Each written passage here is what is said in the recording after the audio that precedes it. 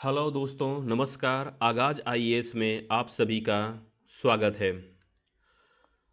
आज के इस वीडियो में हम बात करने वाले हैं पीसीएस मुख्य परीक्षा के लिए आंसर की फॉर्मेटिंग क्या होनी चाहिए।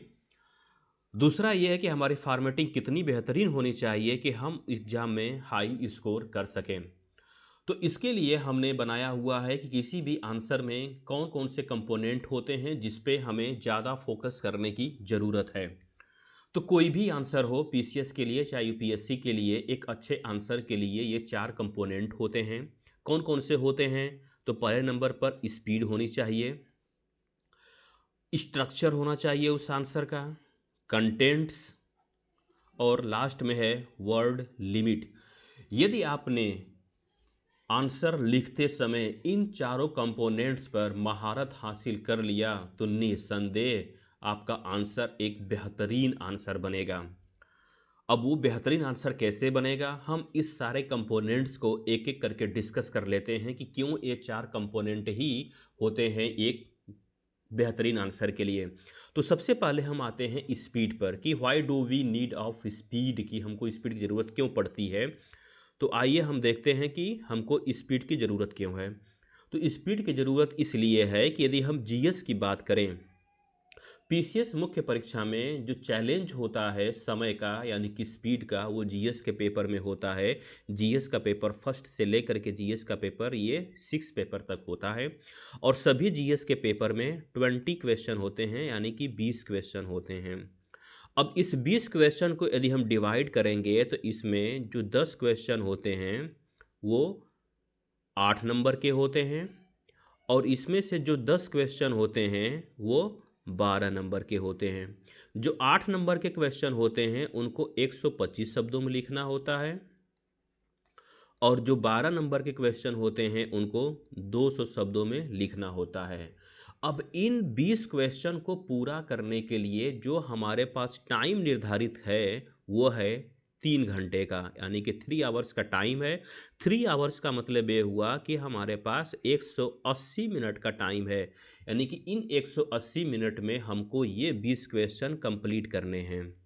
अब यदि हमारी स्पीड इतनी अच्छी न हो कि हम इस 20 क्वेश्चन को कंप्लीट यदि नहीं कर पा रहे हैं तो इसका मतलब ये हुआ कि हम कहीं न कहीं हम इस रेस से बाहर हो रहे हैं। वो कैसे?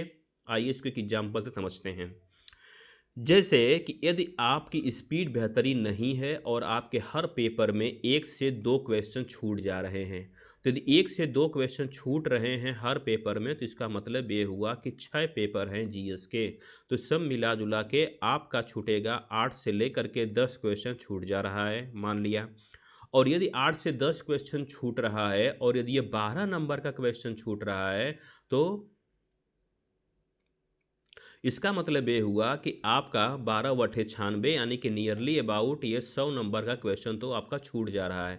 मैं पूरे पेपर की बात कर रहा हूँ, जीएस 1 2 3 4 5 6, यानी कि इसमें से 100 नंबर का क्वेश्चन आपने छोड़ दिया, यानी कि 100 नंबर के क्वेश्चन पर आपका इवेल्युएशन ही नहीं हुआ। तो जब आपका इवेल्युएशन ही 100 नंबर पे नहीं हुआ तो अब जाहिर सी बात है कि आप यहाँ से मेरिट से क्या हो गए? बाहर हो गए। ठीक।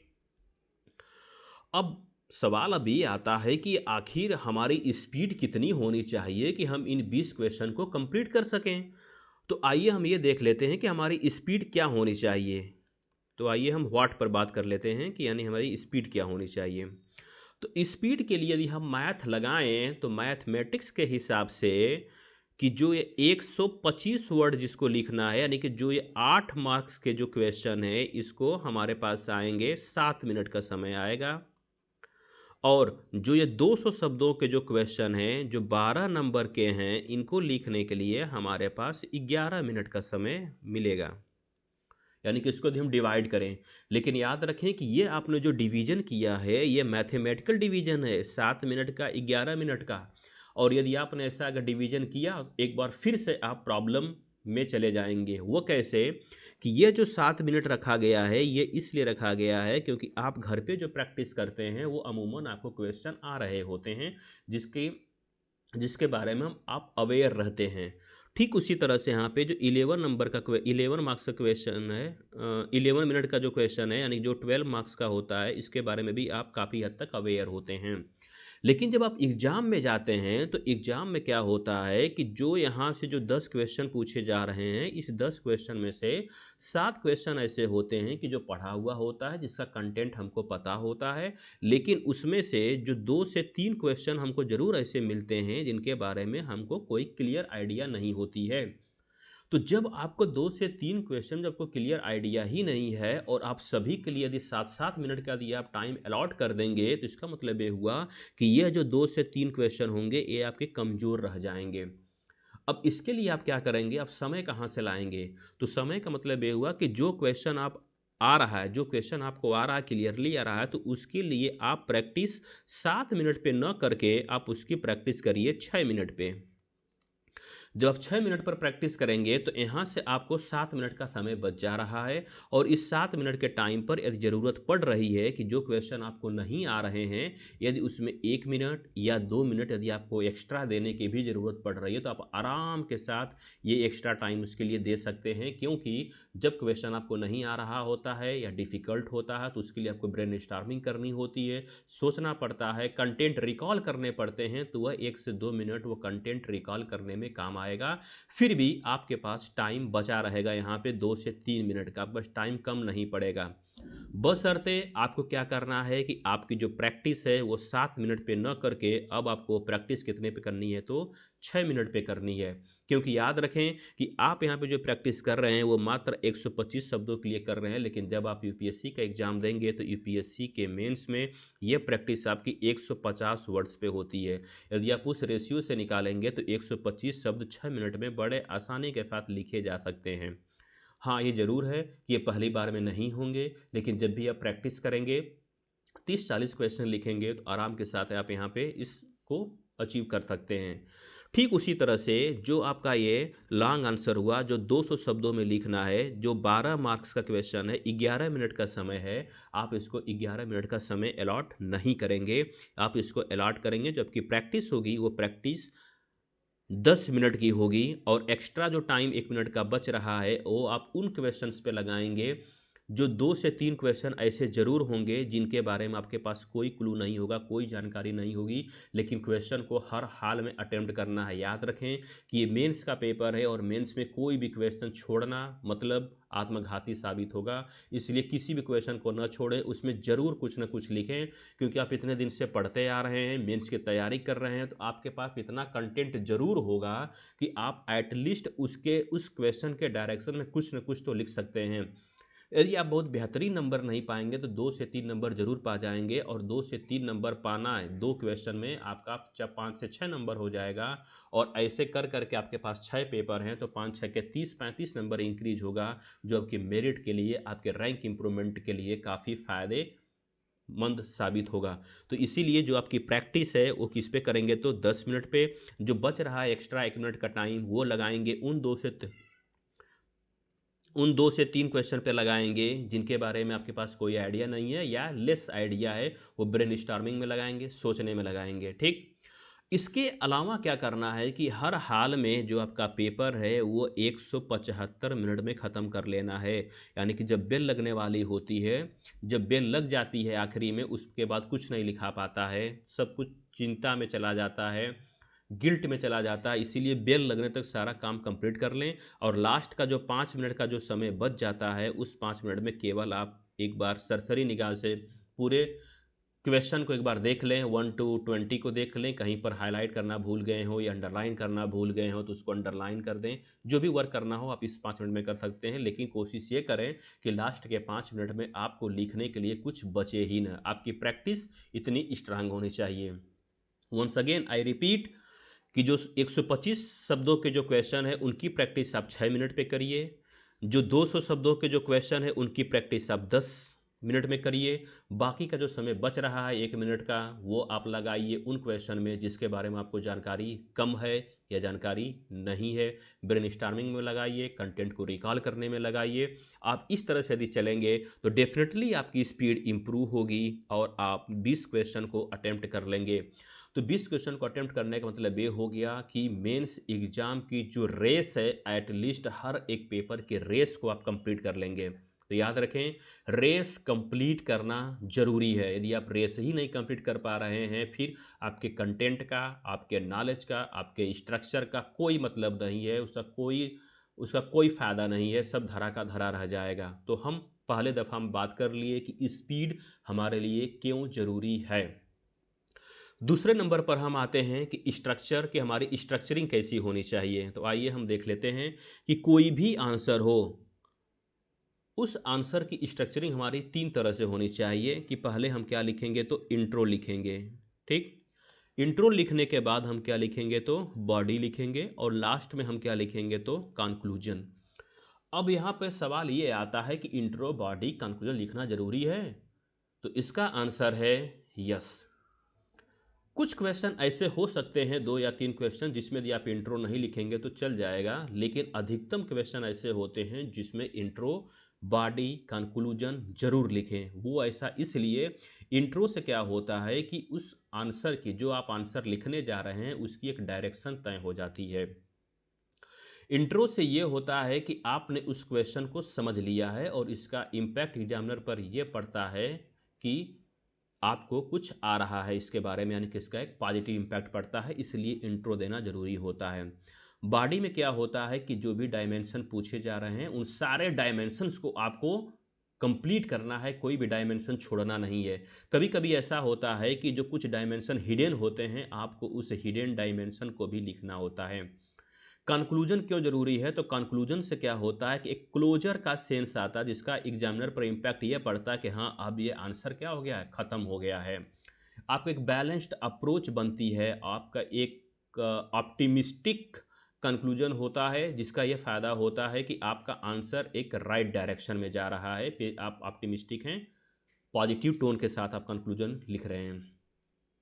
इसके अलावा जो कंटेंट है, तो कंटेंट में हमको क्या करना होता है कि जो आपने स्ट्रक्चर में किया है, तो स्ट्रक्चर में बेसिकली क्या होता है कि यहाँ पर केवल एक स्केलेटन बनाया जाता है कि हाँ, ये इंट्रो हो गया, बॉडी है, कंक्लूजन है। लेकिन आप उस इंट्रो में क्या लिख रहे हैं, आप उसके बॉडी में क्या लिख रहे हैं, आप कंक्लूजन में क्या लिख रहे हैं, वो डिसाइड होता है कंटेंट से। कि आपका कंटेंट जितना स्ट्रांग होगा, उतना ही स्ट्रांग आपका इंट्रो होगा, उतना ही स्ट्रांग आपकी बॉडी होगी, उतना ही स्ट्रांग आपका कंक्लूजन होगा। लास्ट में हम आते हैं वर्ड लिमिट पे। तो वर्ड लिमिट क्यों जरूरी है, जैसे कभी हमने बताया कि 2 टाइप के क्वेश्चन होते हैं। एक होते हैं 125 शब्दों वाले होते हैं, एक होते हैं 200 शब्दों वाले होते हैं। तो यदि आप पीसीएस मुख्य परीक्षा में जाएंगे, तो वहाँ पे 125 शब्दों के लिए आपके पास 2 पेज मिलेगा, यानी कि वो A4 साइज के टाइप का होता है। ये आपका 2 पेज मिल गया, एक पेज आपका ये हो गया, एक पेज आपका ये हो गया। लेकिन जैसे आप यदि 200 शब्दों का क्वेश्चन को अटेम्प्ट करेंगे, तो उसके लिए आपके पास 3 पेज मिलते हैं, 1 2 3, कुछ इस तरह से रहेगा, ठीक। ये आपका 3 पेज हो गया। अब इसको लिखना कैसे है, तो वर्ड लिमिट की यदि हम बात करें, तो आइए हम देख लेते हैं कि जब आप स्ट्रक्चर लिखेंगे, और स्ट्रक्चर में जब आप ये इंट्रो जब आप लिख रहे होंगे, तो आप इंट्रो कितने वर्ड में लिखेंगे, बॉडी कितने वर्ड में लिखेंगे, और लास्ट में बचता है कि कंक्लूजन कितने वर्ड में लिखेंगे। तो हमेशा याद रखें कि ये जो 125 शब्द है, यहाँ पे देखिए 200 शब्द है, तो कोशिश ये करना चाहिए कि 10 से 15% ही केवल इंट्रो में हम लिखें, इससे ज़्यादा लिखने की ज़रूरत नहीं है। और 10 से जो है कि 15% हमारा कंक्लूजन भी होना चाहिए। तो इसका मतलब ये हुआ कि करीब करीब हमारा 70 से जो 80% हो गया, वो हमारा बॉडी का हिस्सा होना चाहिए। अब यदि इसको मैं यदि वर्ड में यदि इसको डिवाइड कर दूं, तो 10 से 15 का मतलब ये हो गया कि आपका करीब 10 से 15 वर्ड, यानी कि मान लिया कि ये 12 से लेकर के जो 15 शब्दों में आप इंट्रो लिख दीजिए, और 12 से लेकर के 15 शब्दों में आप कंक्लूजन लिख दीजिए। बचा हुआ जो करीब 90 से 100 शब्द हैं, उसमें आप बॉडी लिखिए। सेम फार्मूला आप अप्लाई करेंगे किसके साथ, तो 200 वर्डों के साथ। तो 200 वर्ड में क्या हो जाएगा कि वही 15 से 20 हो जाएगा इंट्रो में, और 15 से 20 आपका हो जाएगा कंक्लूजन में, और बाकी आप क्या लिखेंगे, तो बॉडी लिखेंगे, ठीक। अब आपको लिखना कैसे है, तो आपकी प्रैक्टिस इतनी स्ट्रांग होनी चाहिए कि जब भी आप यहाँ से इंट्रो से लिख रहे हों, तो आप बीच बीच में जो लाइन के बीच में जो गैप होता है और वर्ड के बीच में जो गैप होता है, वो इतना सटीक होना चाहिए कि आपका आंसर यहाँ तक खत्म हो जाए। यानी बिल्कुल एंड तक। ऐसा नहीं है कि आपने यहाँ पर इसकी डेंसिटी बहुत हाई कर दी, यानी कि बहुत आप यहाँ पे बहुत ही सघन रूप से लिख दिए और आपका आंसर यहाँ तक आते आते सब कुछ खत्म हो गया, तो इतना खाली हो जाएगा। तो जब भी कॉपी में आपका कोई भी पोर्शन जब खाली छूटा हुआ होता है तो एग्जामिनर को इसका एक निगेटिव इम्पैक्ट जाता है, उसको लगता है ये तो खाली छोड़ दिया, इसको तो आ ही नहीं रहा होगा। ठीक, क्योंकि वहाँ पे वर्ड ये काउंट नहीं किए जाते हैं कि आपने 125 पूरा कर दिया तो मतलब कि आपका आंसर कंप्लीट हो गया। नहीं, हमको दोनों चीज़ पर फोकस करना है, वर्ड लिमिट पर भी करना है और इसके अलावा जो हमको स्पेस लिमिट दिया गया है हमको स्पेस को भी फिल करना है। स्पेस को फिल करने का फ़ायदा ये होता है कि एक फिलिंग का एहसास होता है कि हमने फिल कर दिया है। इसीलिए जब भी आप लिखें तो लाइन के बीच में गैप और वर्ड के बीच में जो गैप होता है वो इस प्रकार से होना चाहिए कि आपका आंसर समवेयर यहाँ तक खत्म हो जाए। ठीक उसी तरह से 200 शब्दों का क्वेश्चन आप लिख रहे हैं तो बिल्कुल जब आप यहाँ पे इंट्रो स्टार्ट कर रहे हैं तो याद रखें कि आपका कंक्लूजन यहाँ तक आ जाना चाहिए, आपको इस तरह से लिखना है। यदि कभी आपको ऐसा लग रहा है कि नहीं कंटेंट कम पड़ रहा है या नहीं आ रहा है, जो भी आपका फ्लो चार्ट होता है, जो आपकी मैपिंग होती है, वो सब इसी में शामिल होती है। तो इसकी प्रैक्टिस आपकी इतनी बेहतरीन होनी चाहिए कि कब आपको फ्लो चार्ट देना है, कब आपको मैप बनाना है, वो क्वेश्चन के अकॉर्डिंग होता है। हर क्वेश्चन में फ्लो चार्ट नहीं दिए जा सकते हैं, ज़बरदस्ती का फ्लो चार्ट नहीं देना है और न ही ज़बरदस्ती का कोई मैप बनाना है केवल स्पेस को फिल करने के लिए। तो यहाँ पर हमने ये देख लिया कि एक जो गुड आंसर होता है तो गुड आंसर में कौन कौन से कंपोनेंट होते हैं। तो once again I am going to repeat it, that is speed जो सबसे महत्वपूर्ण है। यदि आपने स्पीड नहीं रखी तो आपका आंसर कंप्लीट नहीं हो पाएगा, आप रेस से बाहर हो जाएंगे।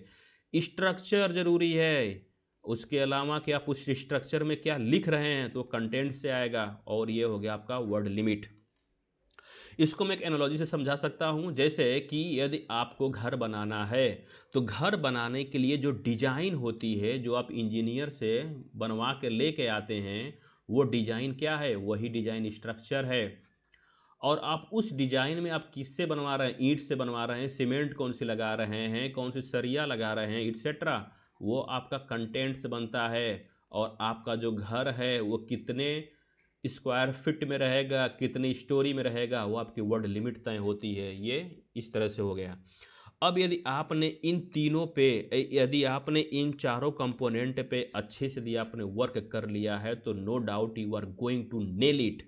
कि आंसर राइटिंग के टाइम पर हम कुछ गलतियां करते हैं, वो कौन कौन सी होती है कि हम क्या करते हैं कि एक ही पैराग्राफ में हम लिख दिए, यानी कि जैसे कि ये हमारा पेपर होता है, यानी कि हमारा कॉपी है और कॉपी में हम यहाँ से लिखे, यहाँ इंट्रो लिखे और यहाँ से बॉडी लिखते लिखते लिखते लिखते हमने क्या किया कि पूरा लिख करके पूरा आपने ख़त्म कर दिया। तो आपको ऐसे बिल्कुल नहीं लिखना है। ठीक, इसके अलावा जो भी आप लिख रहे हैं, जो डायमेंशन पूछा गया है, यदि आप उसमें कोई हेडिंग नहीं दिया है तो भी गलत अप्रोच होता है, आपने कंक्लूजन को मिस कर दिया है और इरिलेवेंट फैक्ट लिखे हैं। जैसे होता यह है कि एग्जाम में जब क्वेश्चन नहीं आ रहा होता है तो हमको स्पेस फिल करने के लिए हम क्या करते हैं कि हमको कुछ भी आ रहा होता है तो हम वो लिख देते हैं। लेकिन याद रखें यदि आप ऐसा कर रहे हैं तो आप ब्लफ मार रहे हैं, इसका मतलब ये हो कि आपको वो क्वेश्चन आ ही नहीं रहा है, तो मार्क्स आपको ऑब्वियसली नहीं मिलने वाला है।